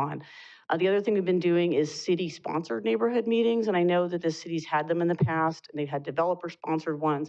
We're deliberately doing these meetings early in the development review process so we can let people know what we know, what's proposed, what we know about the project, and we can hear their concerns and questions early. We may have more than one community meeting for some of these projects, but the goal is to have an opportunity for dialogue before we're here in front of Planning Commission or Council to make a decision. And so the goal is to actually hear from folks. And then also, our website continues to be a work in progress, but we really have been adding a lot more information about pending projects. People can access almost anything from any of our project files online. If they don't know how, my staff can train them how to do it. I'm marginally good at it, but they're better. But our goal has been to really find ways of getting people to, so they can feel informed and they can participate as early as possible. So that was my presentation. Again, the general plan is important. It is the city's adopted vision, and we have a lot of tools for implementing it. Thank you. Thank you for that hint and short presentation. I know it's very complex. And I would also just say thank you to staff that has to stay up with all the law changes and make this happen, and also serve the interest of the council in trying to understand the direction. So this will be very informative. I do agree that for those in your shop, you love maps. Love maps. I get it. So, Councilmember Chapman. Thank you. First and foremost, I owe you an apology. I was supposed to have attended one of the Zoom meetings that was held, and I was double booked and I wasn't able to make it or notify you in time. So my apology for that. Thank you. All right. Can you expound on urban reserve? I'm going to pull up the general plan map. It's not the best because it's pretty small, but it'll help for the discussion. So when the city did the 20-year comprehensive update to the general plan back in 2015, there were areas of the city, and on this map, I can't remember, it's the pink. It's those pink areas on the right of the screen that are above the sort of yellow and just to the left of the purple.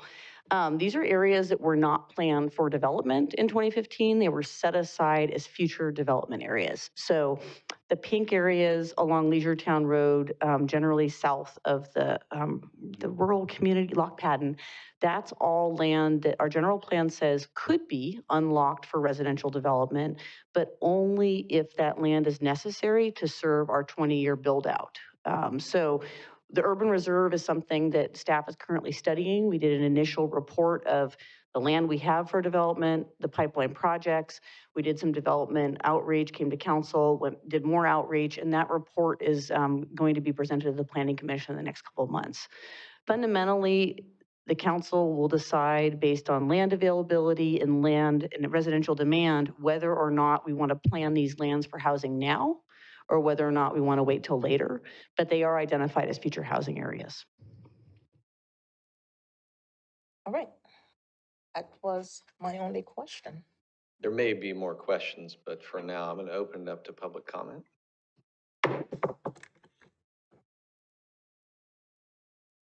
Seeing none, I'm going to close public comment, and some interesting thoughts and maybe a question here, and that is I am glad to see that focusing on how to deliver in the short term versus the same old question of when is there going to be a park built. And so as you know, as we move forward and we invest in how we go about development and having development agreements and all that goes into this, I think it's important to, as a council, but as a community, understand what is the best strategy. I often ask the question, what's working here?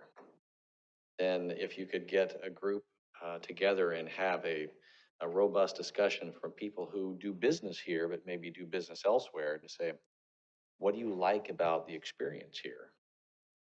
World of development it's one of the single greatest responsibilities that the city does do is provide the infrastructure and all that goes into the development world. Second, though, is what is working elsewhere. And one of the things that I heard you say is the benefit out of a development agreement. Could you explain maybe in further detail advantages or disadvantages when we start looking at I look at Southtown and recognize that it's a large area and we watched it grow and develop, but we've seen it in these smaller segments. Are there better strategies moving forward? I mean, we don't have the urban reserve open now, but the idea of having the greatest benefit in this master planning, we can all just name other cities. I won't because I'm not going to advertise for them, but we know when we go there and say, this is wonderful. And And so are there any foreseeable strategies that still are untapped, even though we have the pressures of Sacramento? What do you think? think I'll start and see if the city manager wants to add anything, but part of it is that in the past, it's not totally clear to me as I read our development agreements, just how hard the city has pushed to get really tangible public benefits versus been excited about new development and kind of welcomed it and championed it. So one of the greatest things I think about the greatest things we can try to accomplish and we can accomplish with development agreements is truly locking down when certain promised improvements are going to happen. Because as a city, we don't control the economy, developers, they don't control the economy. But in a development agreement, we can lay out the triggers for different things to be built. So whether that's completing an important roadway segment that is going to benefit a broader area than just the development, or whether it's completing that public park. There are communities that do negotiate for schools. They get schools as part of their development agreements. I mean, there's a lot of things that development agreements can accomplish. I think though, as part of us pushing, which we should push and get good public benefits, we still have to recognize that this is an agreement with a developer and they have to want to be at the table and it has to be possible for them to be at the table. So it's figuring out, I think the best thing is figuring out positive things that we can make sure happen at the time that's expected that benefit the new residents and to the best we can also benefit our existing residents of Vacaville. I don't know if City Manager Bush wants to add anything to that. I appreciate the response. And I think the thing that I will just add, Mr. Mayor, in response to your question is that like any tool, it's just, how familiar are you with it and how much experience do you have? And I think that the thing that, we've demonstrated here recently is with the passage of the Green Tree specific plan is a greater awareness and a greater comfort with how to use that tool and these other tools that we have here. And how do we lock in those things that do add more immediate benefit for the community and provide surety for the developer? Because as Ms. Morris mentioned, developers are looking for certainty. They're looking for predictability and fairness. And so one of the things that we are absolutely building on here in the city of Vacaville is evidenced by the success with the Transwestern project is that we are building a new reputation of being accountable, being predictable, being fair, reliable. That goes a long way. And I can assure you from my experience in being in community development for many years. And so we're putting that into practice now with these new development agreements and these new tools. And the thing that I think that is very important and why I wanted to bring this as the kickoff topic for the council, as well as the subsequent topics that we're going to be bringing to you all is that that's one of the fun things about being in local government is that the local rules are controlled here at the local government level. And so if there's something that the council wants to modify, we can generally do that because we're the ones writing the rules. And that's based on community input and your feedback and the vision that you all want and the policies that you want to put in place. And so what hopefully we shared with you tonight in a very short condensed time, but there's a lot of great information in there. And I know that you probably feel like you're drinking from a very big, waterfall right now. But the fact is that there's a lot of moving pieces out there. And the very generic vision statement that you saw in the general plan is just that. And I'm guessing that with 7 council members, you can probably get 18 different answers of what those, that very broad purpose vision statement means. And so that's where we wanted to make sure that we're all going in the same direction and on the same page, because these tools that we've shared with you tonight build on each other. And it really, creates that predictable process that we then turn into a very solid, high quality product. And again, I think what you're going to see when Green Tree actually starts getting under construction and the triggers that Ms. Morris mentioned, and all the work about taking care of existing infrastructure deficiencies and things of that nature through the development agreement process that go above and beyond what we normally can do, that will show you what these tools can really do. And so we are committed to that. And this is why we want to come back to the council to make sure that we are implementing your true vision for the community so that as we do go forward into these partnerships with the development community, that we have a clear understanding of what it is that you want so that we can push for that raise the bar higher, because each time that's our goal, is to keep building on that success. Because in my experience in the development world, quality begets quality. Because the investors know that we're not just going to require a high standard project for their property, but it's going to be required on the property next door to them. So they're making a worthwhile investment that will be protected, because those same policies and procedures are being applied consistently and equitably to every project that comes into our counters. So I appreciate the opportunity to share. Thank you. Councilmember Chapman. Thank you. Quick, simple question. When you're creating when you're meeting with a developer, creating that agreement, who is around the table? So typically, it will be the department heads or a designee, and the city manager will be actively involved in that as well. But it is your staff, it's your executive team's leadership that's sitting with the developer and their team. I would be remiss if I didn't mention that there are lawyers, lots of lawyers. We have our lawyers at the table, they have their lawyers at the table, because fundamentally what comes out of the negotiations is a legal agreement that goes back and forth to get to the point where it's a shared, a shared vision or shared contract. The community is also at the table, though, and I have to say this because if like we have a new development agreement that comes in, we're going to have a neighborhood meeting. We're going to talk about what the project is, what the developer wants to build. We're going to talk about the fact there's a development agreement, and that's an opportunity to get community input on what are the things that are important to the community. And Green Tree, again, sorry to pick on the same example. It's a good example, though. There was a super active community that was at the table with staff and with the developer, not in the development agreement negotiations, but in a parallel process that really helps staff on behalf of the city and ultimately the council approve the agreement, make sure we were tuned up to what the community was looking for. Okay, at any time, is the superintendent or representative from the school district around the table? Because Yes. oftentimes they are. Yes, we discuss all development projects. Sorry to cut you off. I hope I'm answering your question, though. We discuss all development projects once a week at Project Review Committee, and there is always a representative from Vacaville Unified at those meetings, and they do provide us feedback on development projects.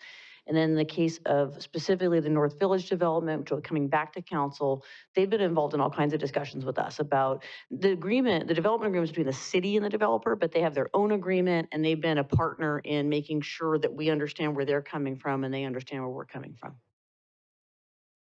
Thank you. Councilmember Roberts. Yeah, thank you. Yeah, I appreciate the presentation. Covers a lot of stuff. It's really good.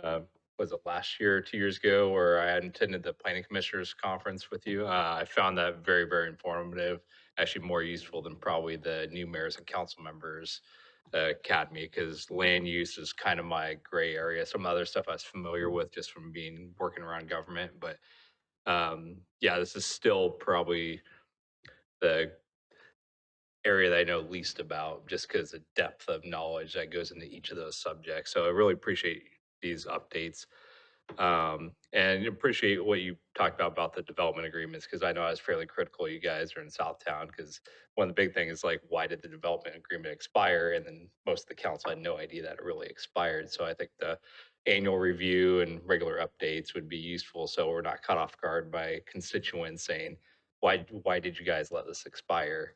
And that way we can, if it's publicly known, be like, hey, this is expiring in like 6 months and developers not working with us. We're more prepared for the stuff that'll come up.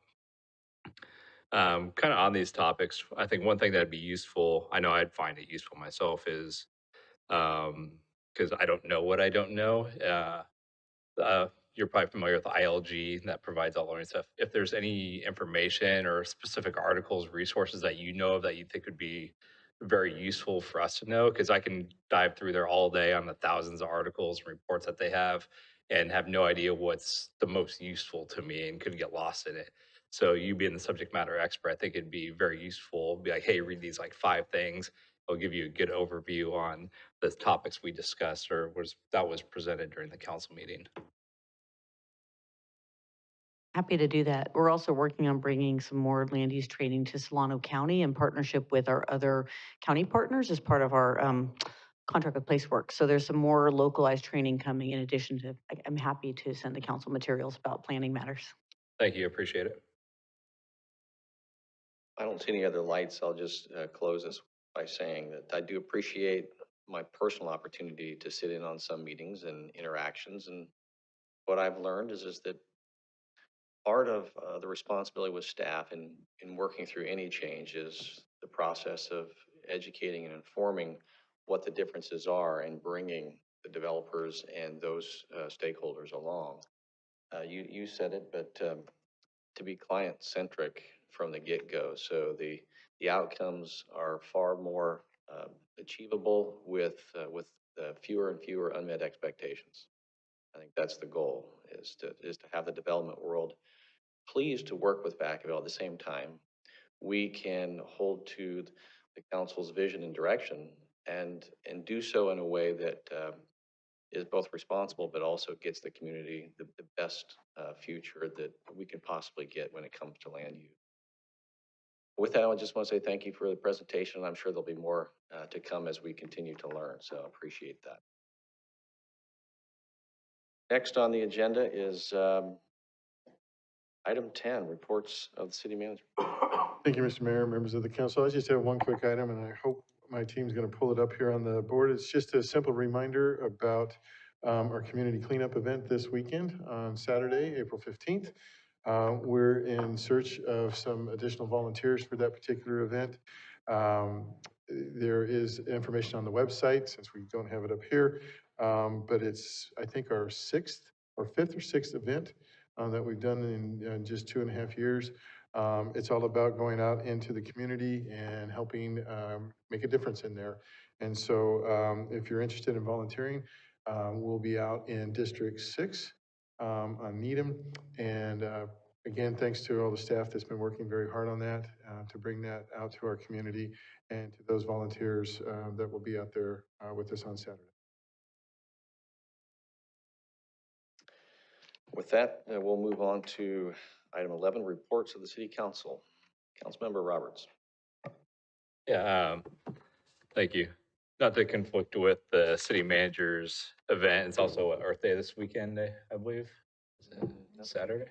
So yeah, there's also the county thing. Another thing, which I believe our fire explorers are going to be at, is Wildfire Expo in Fairfield, where a lot of the fire departments getting together and nonprofits talking about wildfire safety. So that's another good event going on. I did have one question for staff after reading this flyer. I know this is awesome that you're doing the fair housing workshop. Is this the only time and date that this workshop is going to be occurring? Or is there going to be another follow-on that's going to happen outside normal business hours?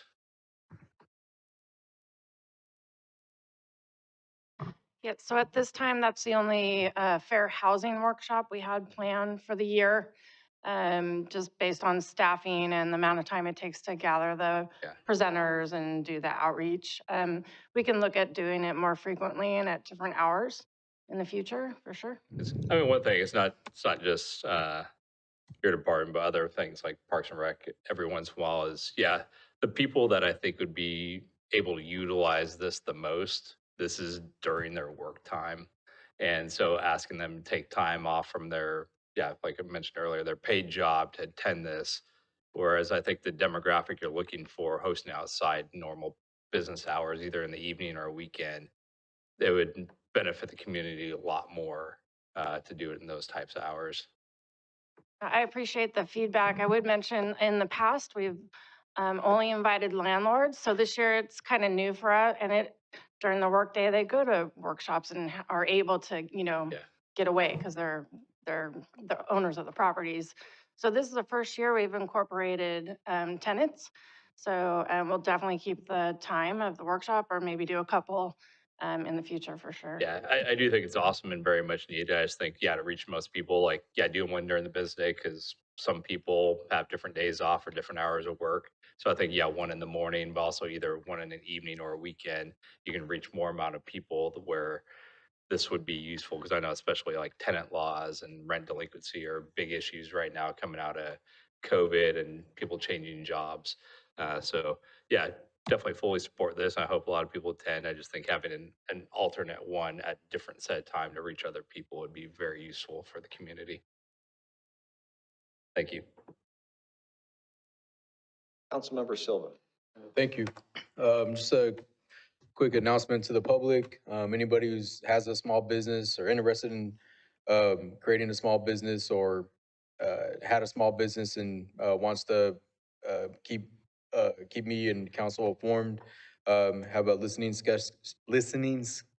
session scheduled on April 26th, around 8, I forget the time now. I'll be there at 8 a.m. 8 a.m. at Elatis Community Center. So there's again, a listening session for small businesses to kind of go to the point what's working well and what what areas that we can improve on, just to make sure that we're apprised of the information. So I know there's a Brown Act. I can hear Melinda right now concerned, but for you guys are more than welcome. So that's in collaboration with Chamber of Commerce. And next month, I plan on scheduling a listening session focused on elder care. So looking at just hearing back from different families and different services that are out there. So that'll be coming out next month. Thank you. Councilmember Stockton. Yes, two things. I wanted to thank staff. I called staff, I think, more this past 2 weeks than I have probably in the last 2 years, and staff was incredibly responsive. Aaron, you and your team do a great job. Public Works, Parks and Rec, Brian and Reggie, and just everybody with answering questions and getting me information to get to my constituents. I just really wanted to thank the staff for being so great at getting back to us with all our requests. The other thing I wanted to bring up is that this Thursday at Solano Community College, the campus in Fairfield is having a career fair. So if you know folks that are out and about and looking to either start their career or find a new one, from 8 until 1 o'clock out on Sassoon Valley Road, Solano Community College is going to have quite a bit, a variety of vendors out there from different professions, and everyone is hiring, everyone is looking for talent, and so if you know anyone that's looking, hopefully our staff's happy and they're not going to be there, but if you know anybody that's happy, it's a great opportunity to maybe find something local. So I just wanted to make sure the public was aware of that. Yeah, sorry, one thing I forgot, because it's going to happen before the next council meeting, is Vacaville is doing Vacacon again on the 22nd. It's a great event. If you happened to be there last year, you probably saw a few of us council members are fully decked out in costumes and running around judging the cosplay costume competition. So yeah, it's a great event. It gets bigger each time it comes through town, and it's fun. So yeah, take kids out there and see what Parks and Rec is working on. Thank you. Just a quick comment. We certainly are starting to see some sunnier days versus the rainy days, but received a lot of complaints, and you may have experienced the backups on the freeway. We know that we're going to be in this condition for a while.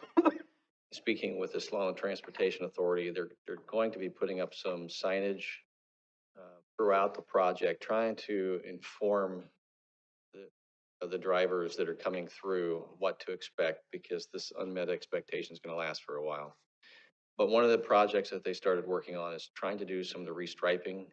I've experienced it where you're driving down the road, especially on a dark or rainy night, and you don't know what lane you're in, and it's a real risk. I'm thankful that they're doing that work.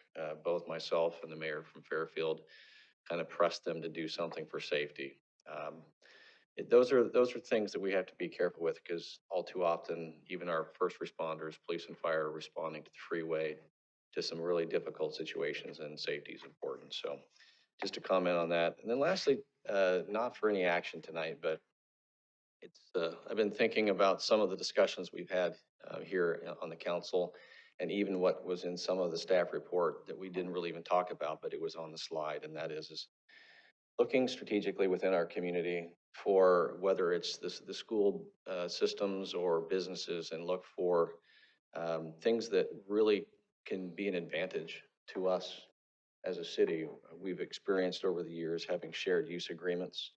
And I just hope that as a city that we can really begin to focus on this maybe in the discussions, whether here in front of council or on May 12th. But I just believe that there's a real opportunity for some focusing on how do we leverage our current relationship with our stakeholders, especially in the education systems that we have here in Vacaville. So with that, we're going to move on to closed session, but I'm going to open it up to the public. We do have 2 items tonight that are existing litigation. So items A and B. But I will make a comment, and that is we may have something to report out tonight. We may not, but I just wanted to make notice that it's possible that we might have something to report out tonight. So I'm going to open it up to the public. Seeing none, I'm going to close public comment of closed session, and we're going to go into closed session now. And so we're going to adjourn. Good night, Vacaville.